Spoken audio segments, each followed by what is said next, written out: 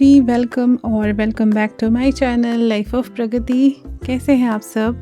I really hope कि आप सब बिल्कुल ठीक होंगे। हम सब भी बिल्कुल ठीक हैं। तो this is the part 3 of Lucknow wedding. और आई नो कि थोड़ा सा लेट हो गया मुझे इसको पोस्ट करने में। इस बीच में थोड़ा सा बिज़ी थी, बेटी का बर्थडे था, न्यू ईयर सेलिब्रेशन, सब कुछ एक साथ ही हो गया था, तो टाइम मिल नहीं पाया। तो यहाँ पर सभी लोग रेडी होकर के नीचे आ गए थे और ये देखिए, ये मेरे हस्बैंड को जो है पगड़ी बंधी थी। और क्योंकि सभी ने, जो ग्रूम साइड के लोग थे, सभी ने पगड़ी बांधी थी जेंट्स ने, तो फिर मैंने इनको भी इंसिस्ट किया कि आप भी लगाइए, क्योंकि मतलब मैंने पहली बार देखा उन्हें ऐसे पगड़ी में और बहुत अच्छे लग रहे थे। उसके बाद जो है बाहर पे ना कुछ ही रस्म हो रही थी, हमारे लिए थोड़ा सा नया है सब कुछ, इसी वजह से मुझे बहुत ज़्यादा एक्साइटमेंट था इस शादी को देखने का। क्योंकि हम पहाड़ी हैं और भाभी लोग जो हैं वो प्लेन साइड के हैं, मतलब उनके मायके वाले। अब तो भाभी भी पहाड़ी हो गई हमारी। तो यहाँ पर ना कुछ एक पूजा चल रही थी और बहुत यूनिक, बहुत प्यारे से रिचुअल्स हो रहे थे। और ये वाला मोमेंट तो मुझे बहुत ही अच्छा लगा जब भैया ने आंटी को हग किया। मतलब मैंने देखा है कि जनरली ना मम्मी जो होती हैं वो बेटे की शादी में भी इमोशनल हो जाती हैं, और ये होता ही है। तो यहाँ पर आंटी भी थोड़ा इमोशनल हो रही थी, यहाँ पर अंकल भी मिल रहे थे, और अंकल भी, एक अलग ही टाइप का मोमेंट होता है ना, आपको फील होता है कि आपका बच्चा बड़ा हो रहा है एक नई जिम्मेदारी में, नई गृहस्थी में। तो ये एक माँ बाप के लिए एक अलग ही टाइप का मोमेंट होता है। यहाँ पर हो गई थी, देखिए, फिर बारात रेडी। और ये हैं सोनू दीदी ने कर दी थी धमाकेदार शुरुआत पटाखों के साथ। और यहाँ पर हम सभी तो वैसे पैदल ही जा रहे थे, क्योंकि दूर तो था नहीं, सेम ही कंपाउंड में था। अच्छा, ये जो रिजॉर्ट था ना जहाँ शादी थी, इसका नाम था ब्रज की रसोई। तो मुझसे पिछली वाले ब्लॉग में थोड़ा सा मिस्टेक हो गई थी, मुझे लगा कि वो सब कुछ हॉस्पिटल का ही पार्ट है, बट ऐसा नहीं है। उन में भी ओनर वही सेम ही होंगे, बट जहाँ पर वेडिंग वाला फंक्शन था वो ब्रज की रसोई के नाम से फेमस है। फिर हम सभी जा रहे थे मज़े से डांस करते हुए। मैंने तो नहीं किया, क्योंकि अक्की ने बहुत परेशान कर दिया था, वो गोद से नीचे उतरा ही नहीं। थोड़ी देर के लिए भी आपने देखा होगा कि वो गाड़ी में बैठा था भैया के साथ, बस थोड़ी देर के लिए, फिर वो उतर गया था। फिर बच्चों को लेकर मैं भी जल्दी अंदर आ गई थी। इस समय तक बारात नहीं आई थी, लेकिन मैं फिर अंदर आ गई थी क्योंकि दोनों ना बहुत परेशान कर रहे थे। शुभी तो उतना दिक्कत नहीं करती, बट अक्की के साथ थोड़ा सा हो रहा था। यहाँ पे तो खैर बारात आ गई है सारी। और ये देखिए, हो गई हमारी प्यारी सी ब्राइड स्निग्धा की एंट्री। बहुत ही सुंदर लग रही थी, बहुत प्यारी लग रही थी। मतलब जैसे होता है ना कि ब्राइड्स कई बार ओवर हो जाता है, या लहंगा, उनका सब कुछ बहुत परफेक्ट लग रहा था और बहुत खूबसूरत लग रही थी। निखिल भैया तो यहाँ पर थोड़ा इमोशनल भी हो गए थे। आई नो यहाँ पर क्या फीलिंग होती है जब आप बहुत टाइम से एक दूसरे को जानते हो and you want to get married, और सारी चीज़ों के साथ जब सब कुछ बहुत परफेक्टली हो जाता है तो ये इमोशंस आ ही जाते हैं।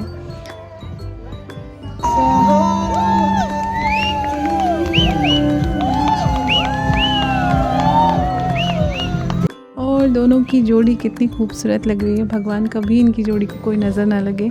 यहाँ पर चारों बहनें भी ना बहुत ज़्यादा इमोशनल हो गई थी। तो मेरा भी एक भाई है, और मैं समझ सकती हूँ एज ए सिस्टर की क्या फीलिंग रही होगी उनकी वहाँ पर, क्योंकि मैं भी चाहती हूँ कि मेरे भाई की शादी हो, और जब होगी तो मुझे लगता है कि मैं इमोशनल हो जाऊँगी उस दिन। और डेकोरेशन ना वहाँ का बहुत ही अच्छा किया हुआ था, और वहाँ पर एक गणेश जी की मूर्ति थी, मुझे बहुत खूबसूरत लग रही थी, तो मैंने इसको भी कैप्चर कर लिया। फिर हम बहुत देर तक तो वहीं पर घूमते रहे, ठंडा भी हो रहा था, तो फटाफट से फ़ोटोज़ वगैरह क्लिक करा करके हम अंदर आ गए थे। क्योंकि जो फेरे वगैरह थे ना उनका टाइमिंग अलग था, मॉर्निंग का टाइम था। तो यहाँ पर फिर आई थिंक सुबह 6, साढ़े 6 या 7 बजे के आसपास, बाकी का कार्यक्रम जो है वो 6, साढ़े 6, 7 बजे के आसपास हॉल में रखा गया था। तो फिर थोड़ी देर 2-3 घंटे की नींद लेकर के मैं भी आराम से आई, चेंज वेंज करके। फिर हमने देखे फेरे।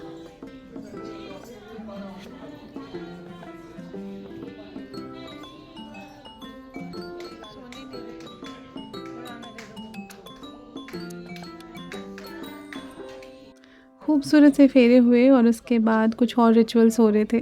कुछ रीति रिवाज जो है ना वो सिमिलर लग रहे थे, और कुछ अलग लग रहे थे। जैसे कि ये सिलबट्टे का कॉन्सेप्ट हमारे वहाँ पर भी होता है, आई गेस इसमें बत्ती वगैरह जलाते, फिर दुल्हन उसको बुझाती है पाँव से, कुछ इस तरह का है, मुझे भी रियल मतलब मीनिंग नहीं पता उसका। और फिर यहाँ पर हो रहा था सिंदूरदान। तो सिंदूरदान कुछ वहाँ पर इस तरह से किया जाता है, शॉल के अंदर ढक करके दूल्हा लगाता है दुल्हन की सिंदूर भराई होती है। अच्छा, हमारे वहाँ पर एक चीज़ ये होती है कि जब फेरे होते हैं तो कहते हैं कि लड़की के जो मम्मी पापा होते हैं वो फेरे नहीं देखते हैं, तो हमारे यहाँ पे चले जाते हैं। वैसे वहाँ पर भी जो पंडित जी थे ना, उन्होंने भी ये बात बोली थी कि कई जगह पर नहीं देखते। तो मैंने बोला पंडित जी से कि हाँ, हमारे यहाँ भी ऐसा होता है कि नहीं देखते, मम्मी पापा फेरे नहीं देखते लड़की के। फिर इसके बाद शादी वादी प्रॉपर हो चुकी थी और यहाँ पर सब लोग आशीर्वाद ले रहे थे शादी के बाद। तो ये भी एक बड़ा प्यारा सा मोमेंट था।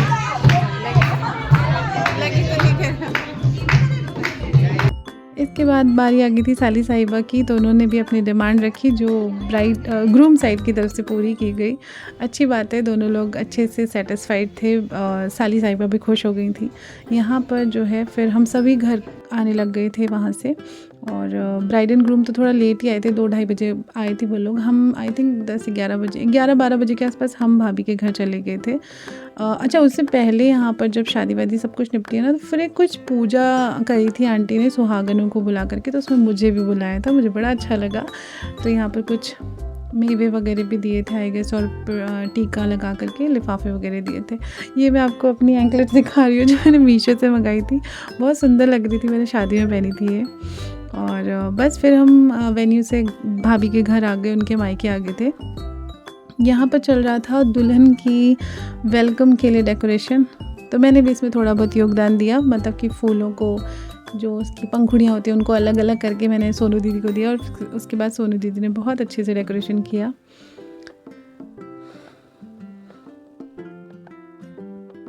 यहाँ जब द्वार पूजा हो रही थी ना, तो फिर वो टोकरी में करते हैं, और कुछ तो आंटी ने मिट्टी के दिए टाइप के भी रखे थे, और वो दूल्हा उनको फोड़ता है कि बुरी नज़र जो बलाएँ आती हैं वो आपके साथ निकल जाती हैं, मतलब उसको फोड़ने के बाद वो आपसे दूर हो जाती हैं, ऐसा कॉन्सेप्ट था।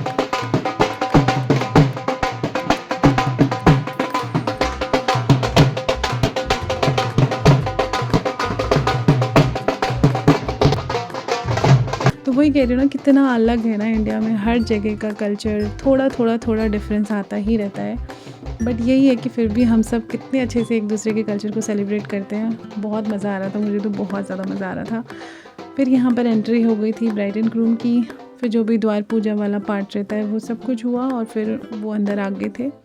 इसके बाद हम भी उन्हीं का वेट कर रहे थे कि जैसे ही ब्राइड एंड ग्रूम आएंगे तो हम भी फिर अपना लंच करके और घर के लिए हमको सेम डे निकलना था, यानी हल्द्वानी आना था लखनऊ से।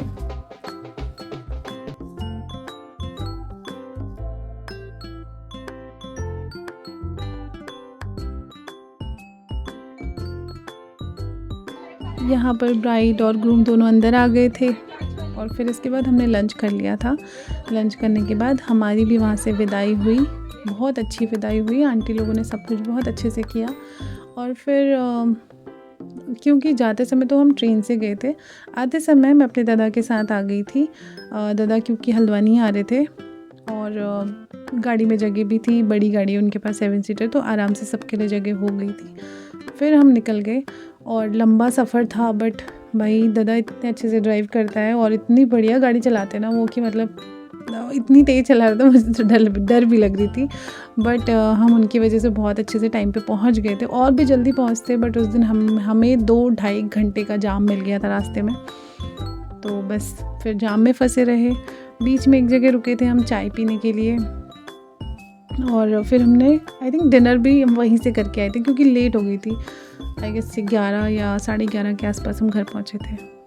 तो यहाँ पर कोई जगह थी जहाँ पर हम थोड़ी देर चाय पीने के लिए रुक गए, चाय वाय पी, थोड़ा सा फ्रेशन अप हुए सभी लोग, और फिर हम निकल पड़े अपने सफ़र में आगे की तरफ।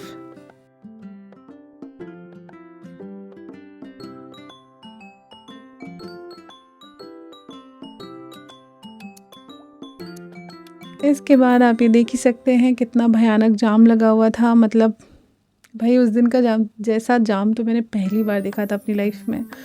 बहुत ही भयानक, ऐसा लग ही नहीं रहा था कि आज ये खुल भी पाएगा। गाड़ियाँ हिल ही नहीं रही हैं। कितने कितने घंटों तक हम वहीं खड़े थे। कैसे कैसे कहाँ से निकल करके हम उस दिन आए हैं। बट ठीक है, अच्छा रहा सफ़र। अच्छे से हम सब घर पहुंच गए। और इसी के साथ जो है ये लखनऊ वेडिंग जो सभी पार्ट्स थे वो मैंने डाल दिए हैं एडिट करके। एंड आई होप कि आप सबको अच्छे लगे होंगे। अगर अच्छे लगे हैं then please do like share and subscribe to my channel. इसके बाद मेरे मामा की शादी थी 26 नवंबर को, तो मैं उनकी शादी के व्लॉग पड़े हैं वो डालूँगी। और इसके बाद मैं अपनी नॉर्मल जो डेली व्लॉग्स होते हैं वो डालना शुरू करूँगी। ट्राई करूँगी कि अब ज़्यादा कंसिस्टेंट रहूँ और आप लोगों के लिए अच्छे अच्छे व्लॉग्स लाते रहूँ। थोड़े छोटे बनाने की कोशिश करूँगी बट ट्राई करूँगी कि डेली व्लॉग्स अपलोड करूँ। तो आप लोगों को मेरे ब्लॉग्स कैसे लग रहे हैं वो मुझे ज़रूर बताना। यहाँ पर हम रुके थे डिनर करने के लिए और उसके बाद फिर हम सीधे घर आ गए थे।